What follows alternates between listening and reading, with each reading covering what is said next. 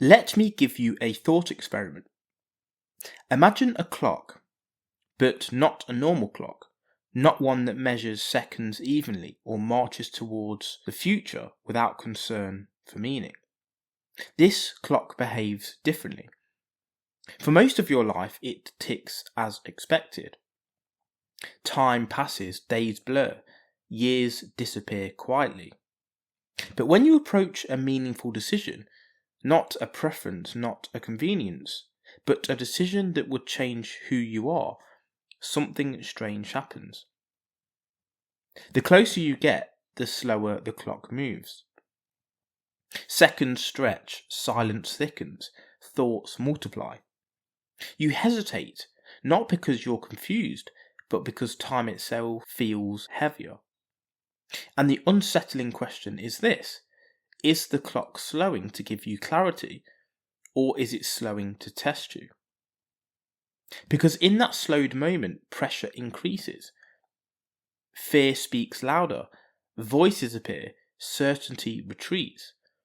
So today I want to ask you something deeper. What if time doesn't slow randomly? What if it slows precisely at the edge of becoming? Think about it. Why do trivial decisions vanish into time while important ones distort it? Choosing what to eat, instant. Choosing whether to leave a relationship, suddenly every second feels charged. Why? Because small decisions don't threaten identity. Big ones do. Time doesn't slow because the decision is complicated. It slows because once made, you cannot return to the person who hasn't made it. That's the real weight. The clock slows near the threshold. And thresholds are not moments. They are point of no return. The mind senses this long before logic does. What if the slowing isn't a malfunction, but a defense mechanism? The brain evolved to prevent irreversible error. When a choice threatens social standing, survival, belonging, identity, continuity. The nervous system says, slow everything down, we need to be sure. This is why courage feels delayed, procrastination appears, overthinking explodes. Not because you're weak, but because your biology understands something your ego hasn't. Some doors only open once. And the clock wants to be certain before you walk through it. Here's something rarely discussed. When the clock slows, people disappear. Advice becomes vague, support becomes conditional, certainty evaporates. Why? Because no one else can cross the threshold for you. The closer a decision is to defining your character, the fewer witnesses you have. That loneliness is not accidental. It's proof you're standing at a decision that cannot be outsourced. Now comes the uncomfortable part. Once systems understand that time slows near decisions, they learn to intervene during hesitation. Not before, not after. During. Because slowed time is vulnerable time. When time stretches, risk feels exaggerated. Authority feels safer. Obedience feels reasonable. So institutions don't rush you. They fill the space. Experts appear. Deadlines emerge. Moral framing intensifies. Not to help you decide, but to decide for you while you're suspended. Whoever occupies the pause controls the outcome. We're taught to fear impulsive decisions, but history tells a different story. The most manipulated people are not impulsive, they are indefinitely hesitant.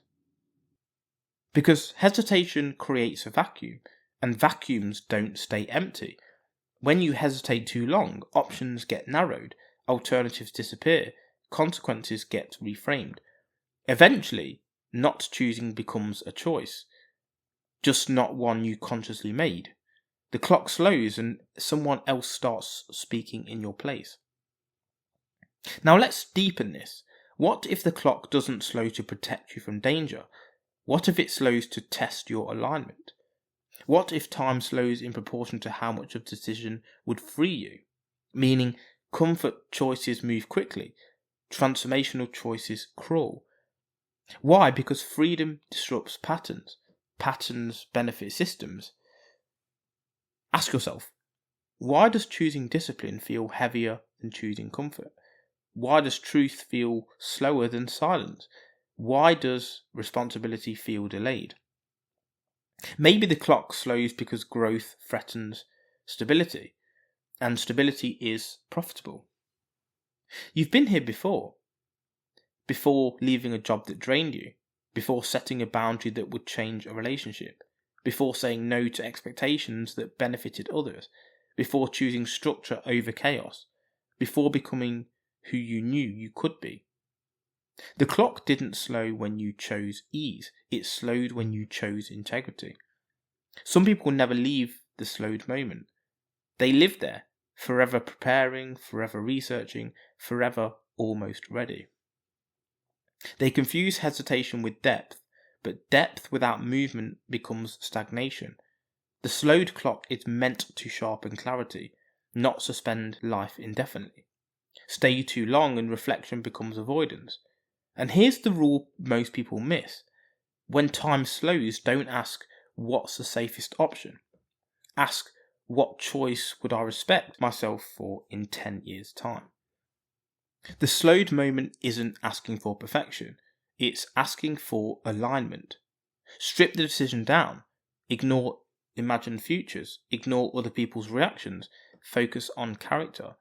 Because outcomes are uncertain, but character compounds.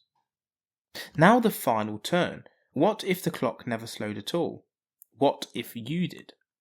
What if time is constant and it's your fear that expands?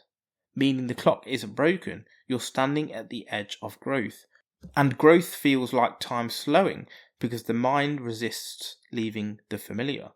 The clock waits, not to stop you, but to see whether you will move without certainty. Every meaningful life contains moments where time slows. Those moments are not warnings, they are invitations. To act before permission, to choose before consensus, to step forward without guarantees. Because once the decision is made, time speeds up again. And the only thing left behind in that slowed moment is the version of you that needed hesitation to feel safe.